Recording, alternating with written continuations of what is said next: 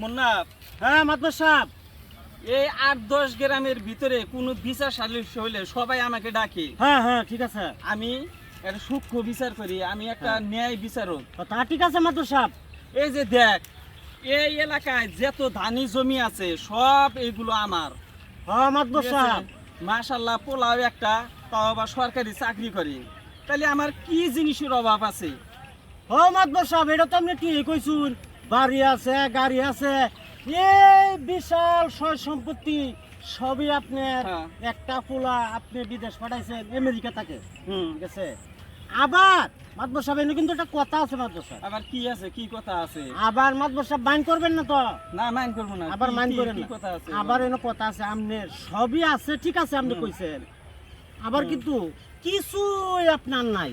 এটা তুই আবার কেমন কথা বলি? আমার সব জায়গা জমি, কত দানি জমি, কতই আমার বাড়ি বিল্ডিং, তারপরেও আমার কিছুই নেই। মানে এটা কেমনে কথাটা কইলি তুই? মাতবর সাহেব এটাই তো বুঝলেন না, আপনি একবার মরিয়া দেখবেন হ্যাঁ।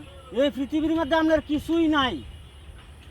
ও মাতবর সাহেব মানছি তো আপনার সবই আছে, আপনি একবার মরিয়া দেখবেন আপনার ফুলাই কিরম খেয়াল রাখে, কিরম দেখশন করে, আপনার স্ত্রী কিরকম দেখশন আপনারা করে, আপনার মাইয়া কিরম দেখশন করে, এলাকার জনগণ কিরম দেখশন করে, সয় সম্পদ বাড়ি গাড়ি কতটুকু আপনার সাথে হেল্প আপনার সাথে করে।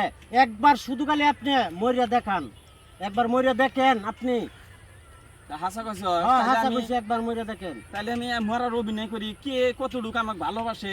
এই তো মাতবর সাহেব হবাই বুঝছেন, একবার আপনি জীবিত থাকতে একটা মরার অভিনয় করে আপনি দেখেন আপনার এই পৃথিবীতে সবই আছে, আবার কিছুই নাই। আচ্ছা, তাহলে আমি একটা মরার অভিনয় করে তাহলে আমি দেখি যে কে কতটুকু আমাকে ভালোবাসে। দেখি আমার জায়গা জমি কতটুকু ভালোবাসে, তারা নাকি আমাকে বেশি ভালোবাসে, এইটুকু আমার দেখার আছে। ঠিক আছে মাতবর সাহেব, একবার মরিয়া দেখবেন। আচ্ছা তাহলে